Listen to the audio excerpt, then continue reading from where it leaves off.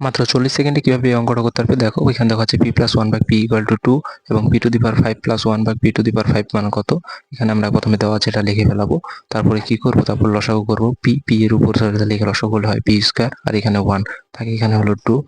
তাহলে আমরা একটা কাজ করব, এটা কোণাকুণি গুণ করে দিব। p² + 1 = 2p।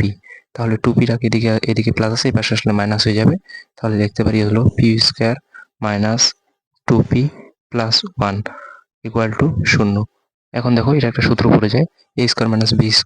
তাহলে হলো a - b² যে সূত্রটা পড়ে যায়, তাহলে এখানে p × এত স্কয়ার, আর এটা এদিকে 0 থাকে গেল। তাহলে এর স্কয়ার এদিকে গেলে রুট হয়ে যাবে, 0 উপর রুট হলে তার মানে কি, সেটা হলো 0ই থাকবে। তাহলে p - 1 = 0। এবং তাহলে p = কত, p = -1, এদিকে গেলে কি হয়ে যাবে, +1 হয়ে যাবে। এবার লক্ষ্য করো, p⁵ + 1 p⁵ এর জায়গায় মানটা বসাই দিই। তাহলে এবার মান বসাই। কিভাবে মানটা বসাবো দেখো, লক্ষ্য করো। p⁵ + 1/p⁵, এখানে মানটা বসাই দিব। p এর মান 1, তাহলে 1 এর মান বসাই দিলাম।